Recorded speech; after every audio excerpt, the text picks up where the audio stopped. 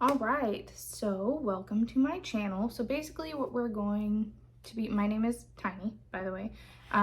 My real name is Michaela, but on pretty much every social media, I go by Tiny, Tiny J, Tiny Jug on all of my gaming accounts. So this channel is going to be Tiny J Media, is going to be the handle name.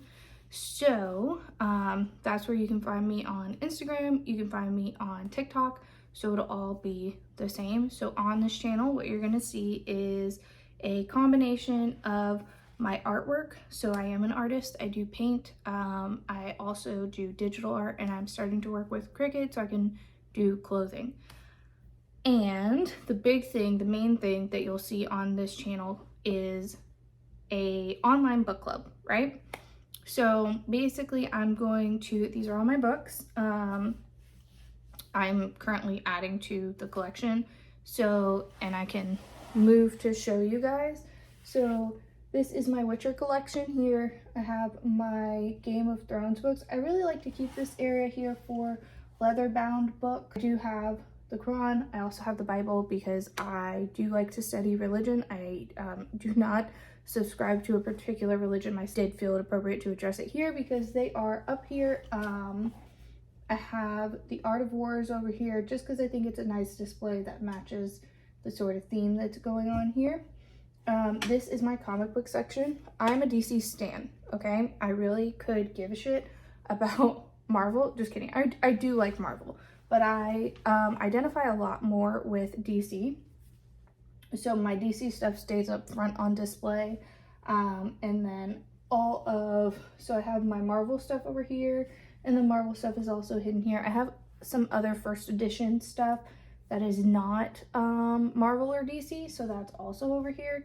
And then all of this down here, which you can't really see super well, is my philosophy books. I am a student. My major is philosophy. My minor is anthropology. I'm gonna try to filter out the sound when this video does go live, just because I do have neighbors that live above me.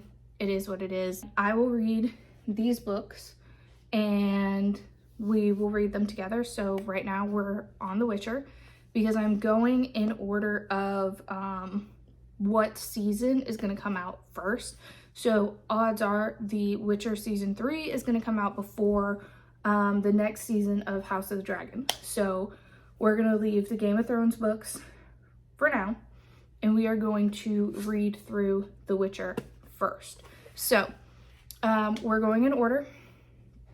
I am not a super fantasy fan. I am working my way there to be a super fantasy fan, and that is why we're doing this online book club. I watch Den of Nerds, and as they would call it, normie. For normies that found these shows and the DC universe and the Marvel universe off of movies, I would like to become those super fans by reading comic books, reading the original lore behind all of these awesome cinematic stuff that's coming out. So that is what we're gonna do together. So I'm going to go, I think I'm gonna do chapter by chapter. If that's ending up being too long, like too long of a series per book, we will do 2 chapters. But any more than that, I think a lot of these chapters are super packed, and I don't want to have a 4-hour long video. So for right now, we're going to be doing videos. We're gonna have 3 videos a week. Monday, Wednesday, and Friday are going to be my upload days. Iffy on the time because I am a student and I do work full-time. I'm not going to say where I work, but I do have a corporate job. I work in the engineering sect. So I'm not an engineer, but I am a project coordinator in our power systems division. Yeah, that's pretty much what I do full-time. So that does take up a lot of my days. It takes me about an hour or so to get to work, and an hour back. So I don't have a lot of time in my day. Again, I'm also a student, so iffy on the time. but we are going to have Monday, Wednesday, Friday uploads. We are going to move into doing live streams as I get more well versed, because I think it's really hard to have a live stream because it's super hard to hold a conversation for that long about something that you don't know about. So I am not going to put myself in a position to be talking about something that I don't know about until I'm well versed enough on these things. So I do have some Star Wars things going on up here. My boyfriend is a Star Wars nerd, like super fan. It's consistently on in our house. The themes do get brought up in like our communication, our conversation all the time. So I am getting into Star Wars by force. It's not my choice. Literally not my choice. Some Star Wars things will be funneled through here. We will go over the movies and shows of the books that we're reading and the comic books. So those things will come to light eventually. But right now we are going to focus on the book club aspect. So moving on from our little introduction, we're going over the Witcher books. So I have looked up what order to read these in, because when you get the collection, wow, you couldn't even see the Witcher collection. I'm so sorry. So when you get the Witcher collection, it comes to you like this. And so it is numbered, and then you have these 3 books here. And that's where it gets confusing, because you have these 3 books. The 3 books are short stories, and here is why it is important to read all of them, because there's a lot of characters in this, and it's really, really important for you to go through, at least based off of what I saw on the show and what I saw from a lot of other reviews. Is it's really important for you to read the short stories, because it introduces you to the characters. It also is similar to like Star Wars. You have the original trilogy. Rogue One is basically like, it's the connecting piece that shows how they got the plans to destroy the Death Star, right? So that's essentially what these 2 extra books are, or these 3 extra books are, is to be the connective tissue. These books are not really long. Like if you see my Game of Thrones books up here, they're thick. They're really, really small. So here's one of the Game of Thrones books, right? And like the text is really small. If you were to put this into a bigger book, like just this alone is like 1,000 pages. It's ridiculous. But this one particularly, it's not as tough as a read, with the words being small, the books are smaller, the chapters are shorter. So I think it's really not a push for you to read those extra 3 books, especially if you really want to know the whole story. So the way that I'm reading these books is I am reading The Last Wish first, because this, I read the first chapter, and we're going to get into it, is where it looks like they got a good amount of season 1 from, because this is a collection of short stories, right? And it does introduce you to the characters. You really kind of get to know Geralt a lot, which is cool. Awesome. The Sword of Destiny. So that would be the next one. And then we have, then you'll go 1, 2, 3, 4, 5, right? And the last book that was recommended to read would be the Season of Storms. Yeah, right now we're going to talk about The Last Wish. So I went through the first chapter. I was looking at book 1, and that is also broken out into 7 chapters. I don't know if they're all 7 chapters. And we're going to do like a synopsis of pretty much every chapter. We'll talk about my opinions of it. And then you guys can interact in the comments and let me know what you think. If you have read this already, I would appreciate so much. And I can't control what you guys comment and what you do. I want everybody to be respectful of me and then respectful of others. And number 2, for people that are going to read it, so say you're watching this video and you're like, hey, I'm gonna read this. Please try your best to keep your comments based chapter only. Obviously, you can absolutely comment about the show. That's no big deal, because as we've seen through articles and social media, they are not following the lore, which is part of the frustration, which has caused me to want to read the books, because if you're not following the lore, what the fuck story am I understanding? Like, I would like to understand the source material and then be able to judge whether or not the show is good. So this first chapter is all about the Striga. If you did watch season 1 of The Witcher, that is in there. It's all about when he fought the Striga. So The Witcher walks into this town. It says, hey, he's coming from the north. North of where? Don't fucking know.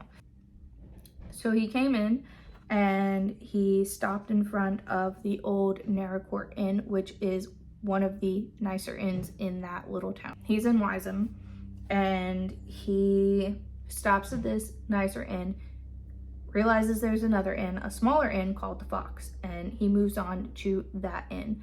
Now this is very important, the decision of the inn that he chose. So he goes in there and he's like, hey, I need a room, pour me some beer on top of that.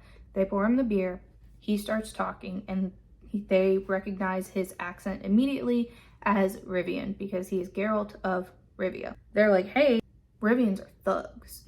Get the fuck out. And he was like, nah fam, I ain't getting out. And they said, listen, if you're not gonna leave, we're gonna make you leave. So he said, go ahead, make me leave. And he fucked him up and he killed a bunch of people. These guards come in and they're like, hey, you need to come with us because you killed all these people. You need to be punished. You're gonna be executed.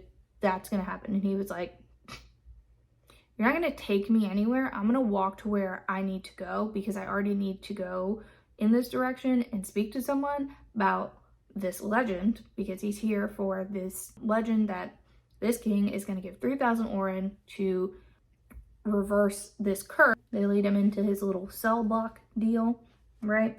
And enter, or Velorad, the Castellan of Wyzum. He tells all the guards to leave, and I'm skimming just to make sure that I've got the story right while I'm talking, so I will be periodically looking down. I'm sorry, I am not Josh from Den of Nerds. I cannot house all this stuff in my head.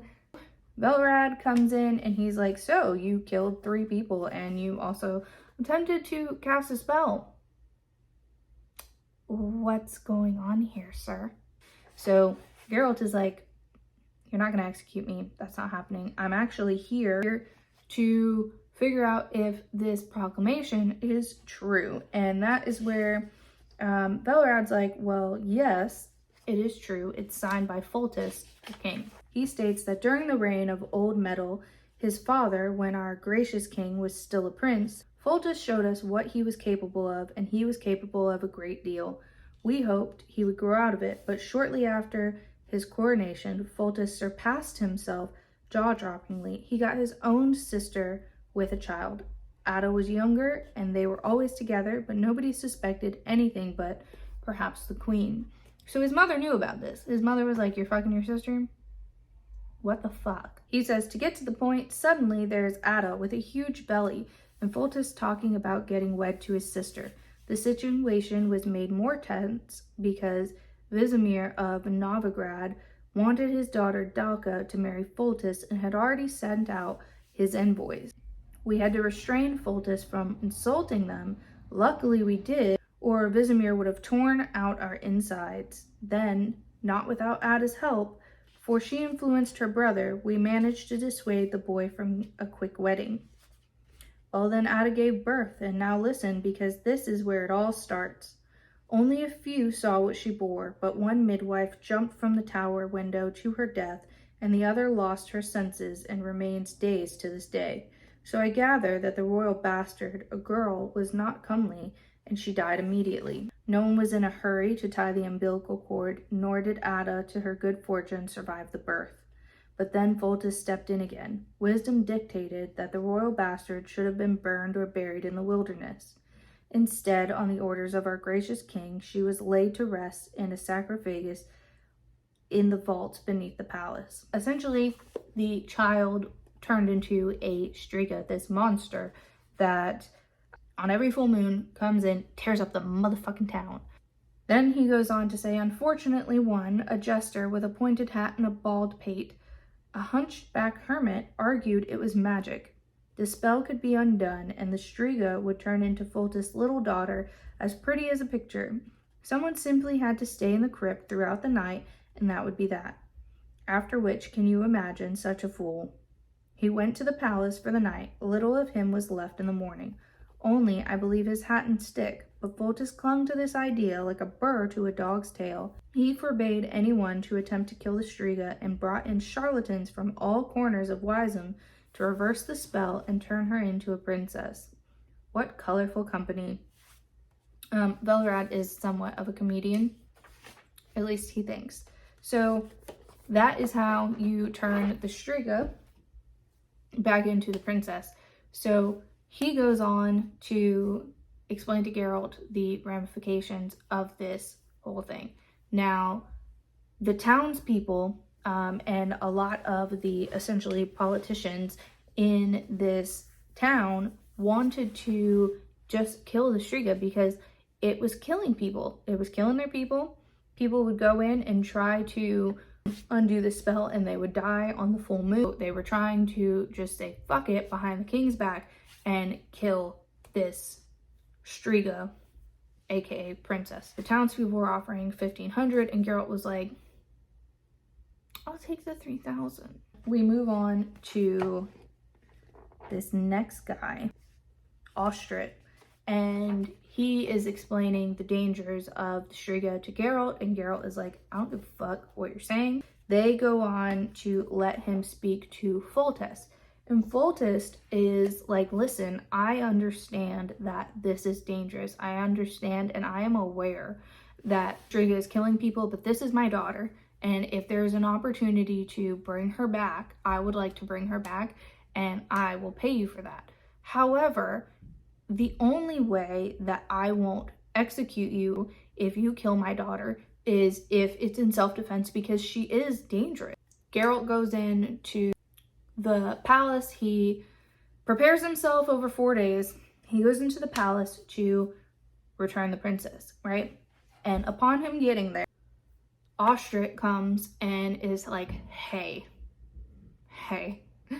I will pay you myself, and threw money at him and was like, I'll pay you myself to not kill the thing and to not return it to its original princesshood, right? Because it benefits Ostrit for the Striga, or the princess, to stay how it is so that it continues to kill people because they don't want Foltest anymore. They believe Vizimir of Novigrad is their savior. People in the town that believe Vizimir is their true king, and that is who they want. So he's like, listen, let this shit keep getting fucked up so we can overthrow Foltest. And Geralt's like, I'm a witcher, and my job is to kill bad things, kill bad creatures. I don't give a shit about your politics. So Ostrit's like, hey, I'm gonna fuck you up now. And Geralt's like, bitch. And knocks him out, ties him up. And is like, I'm gonna hold you here as a distraction for the Striga. So the whole fight between the Striga and Geralt ensues at this point. So he's hearing the Striga wake up from her crypt. And at this point, he's like, okay, I'm gonna cut you loose, Ostrit. Gotta cut you loose right now so that you can start running and get away. He underestimated how fast the fucking Striga would be, and the Striga got to Ostrit relatively quickly, fucked him up. Geralt is only supposed to survive the night with the Striga. So that's what he does. He realizes that silver will. He's had a chain of silver and it says, the chain snapped, the silver links scattered like rain in all directions, ringing against the stone. The Striga, blind with fury, tumbled to the attack, roaring. Geralt waited calmly with his raised right hand, traced the sign of Ard. I'm going to say Ard, and I will look up how to pronounce this after. I'm so sorry if I'm pronouncing it wrong. Please feel free to correct me in the comments. In front of him, the Striga fell back as if it hit by the mallet, but kept her feet extended, her talons barred her fangs, her hair stood on end and fluttered as if she were walking against a fierce wind. With difficulty, one rasping step at a time, she slowly advanced. But she did advance. Geralt grew uneasy. He did not expect such a simple sign to paralyze the Striga entirely, but neither did he expect the beast to overcome it so easily. He could not hold the sign for so long. It was too exhausting. The Striga had no more than 10 steps to go. He lowered the sign suddenly and sprung aside. The Striga, taken by surprise, flew forward, lost her balance, fell, slid along the floor, and tumbled down the stairs into the crypt's entrance, yawning in the floor. Her infernal scream reverberated from below.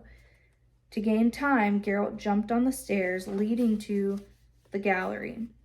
He had not even climbed halfway up when the Striga ran out of the crypt, speeding along like an enormous black spider. His elixirs, the 3 elixirs that he took at the beginning, were starting to weaken, and he still had a long time until dusk was going to come. So it says, "For the Striga could not return to her crypt before first light, or all his trouble would come to nothing." He went down the stairs. The crypt was not large. There was room for 3 stone sarcophagi. The slab covering the first was half pushed aside. Geralt pulled the 3rd vial from beneath his tunic, quickly drank its contents, climbed into the tomb, and stretched out in it. As he had expected, it was a double tomb for mother and daughter. He had only pulled the cover closed when he heard the Strigas roar again. He, laying on his back next to Ada's mummified corpse, and traced the sign of Yrden on the side of the slab. He laid his sword on his chest, stood a tiny hourglass filled with phosphorescent sand next to it, and crossed his arms. He no longer heard the Striga's screams as she searched the palace. So she's like looking around for this dude. He's like, what? She's like, where the fuck are you? I'm gonna fuck you up. You dumb fucking bitch. I'm gonna fuck you up. He had gradually stopped hearing anything as the true love in Celandine began to work. So at this point, he passed out. He took a nap. Took a nap in the crypt. And then first light breaks. There's a little bit more that goes into that, but we have gone through quite a bit. So we're going to start to wrap up this video. So first light comes and he finds her laying next to him naked.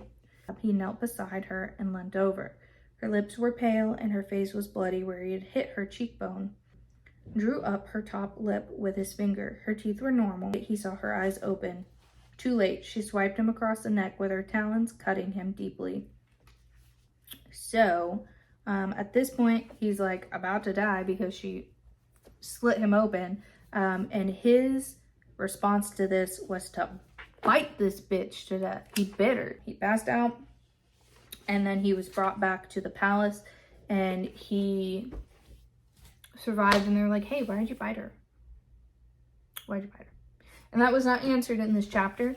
So at this point, Geralt had told Foltest before he did all this that if he were to revive her and bring her back to being a normal human and a princess, she would likely have the mental capacity of a 3 or 4-year-old. And basically he would have a 14-year-old daughter that is of the mind of a 3 or 4-year-old. So it would take a lot of love and care to get her to where she needs to be. So everything that he said was right. She is the princess again. He got his money. No one died. It was great. So that is the first chapter of The Witcher. That is like a brief synopsis of what's going on here. Also, please bear with me because this is like my first time doing this kind of thing. So my explanation of the stories may not be super great and it will get better with time, but bear with me, you know. And really, I would just like to have people reading the same books as me at the same time and we can talk about them because I truly would like to get into this stuff and be a participant, an active participant in the lore of these awesome things, because when you're watching these shows, it kind of just feels like you're missing out when you don't understand the source material and you didn't read it. So that's kind of where I'm at, where I'm like, hey, I don't get what's going on. One of the things that I thought was awesome about the story was that other Witchers had gone in to do this and they didn't succeed. So it kind of sets Geralt above a lot of these people, so, or above the other Witchers, right? So you kind of get to see like, he's the guy. He is the guy. So some of these Witchers that went in there, they either died or they were like, hey, this is too much danger, and they bounced. And Geralt's like, no problem. It's no big deal. It's not a big deal.